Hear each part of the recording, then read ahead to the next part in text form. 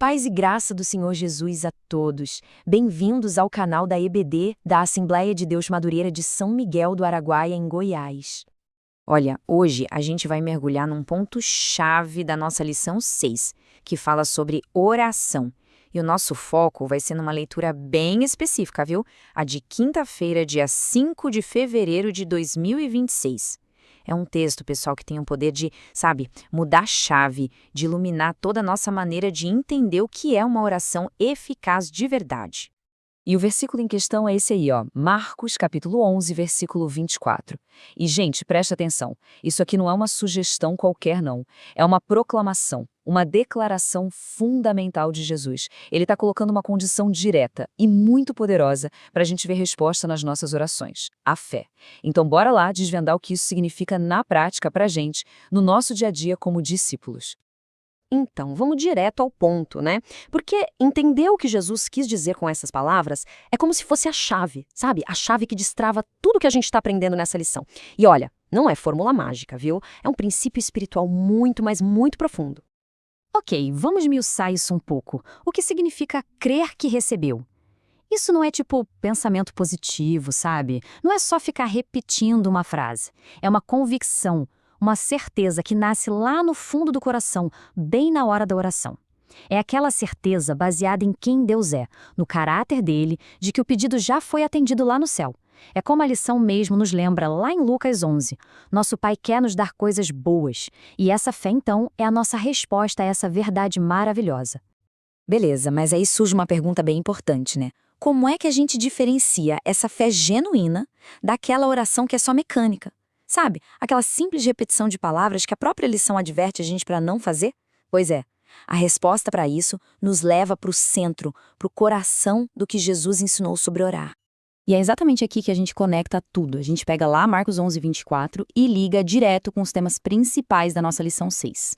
Sabe por quê? Porque a fé que Jesus está descrevendo, ela só nasce, ela só floresce num ambiente de relacionamento. Não tem nada a ver com ritual. Dá uma olhada nessa comparação, que fica bem claro. De um lado, a gente tem a oração que nasce da fé.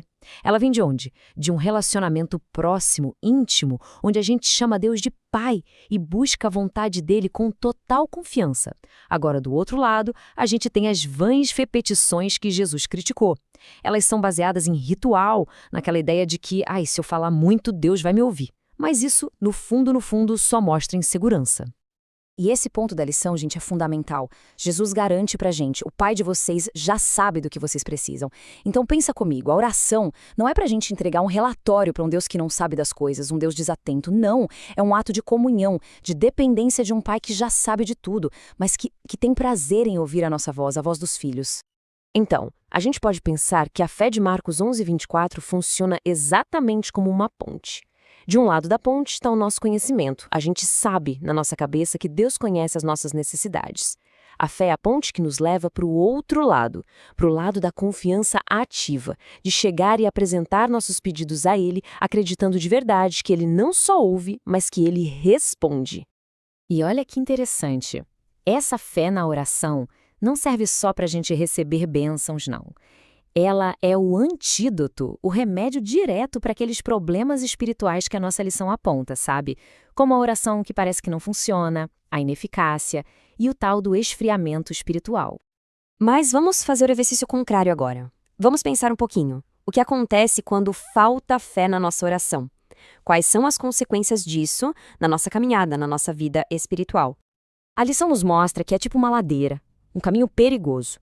Tudo começa com uma oração sem convicção, sem fé.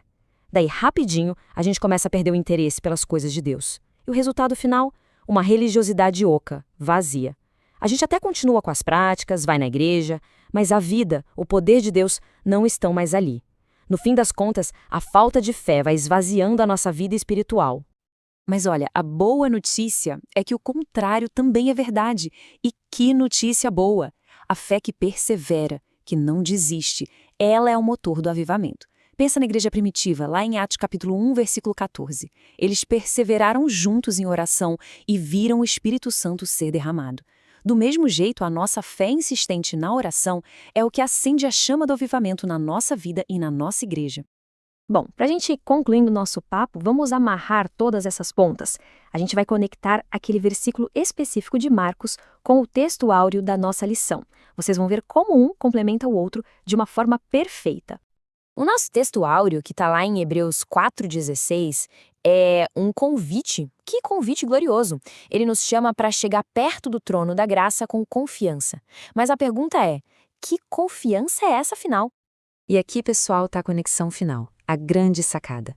A fé que Jesus ensina lá em Marcos, aquela de crer que já recebeu, é exatamente a confiança que o livro de Hebreus fala para a gente ter ao chegar no trono da graça. É a mesma coisa. Uma coisa alimenta a outra. A fé gera confiança e essa confiança nos dá base para orar com mais fé ainda. É um ciclo virtuoso. Então, o que a gente pode levar de prático desse nosso estudo? Vamos lá, em pontos.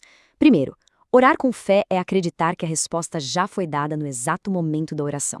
Segundo, é essa fé que transforma nossa oração, tira ela do nível de ritual e a leva para o nível de um relacionamento vivo com o Pai. Terceiro ponto, é essa oração cheia de fé que nos protege do esfriamento e abre a porta para o avivamento. E por último, e mais importante, é por causa de Jesus, nosso grande sumo sacerdote, que a gente tem essa confiança toda para chegar diante de Deus. Que a graça e a paz do Senhor Jesus seja com todos vocês.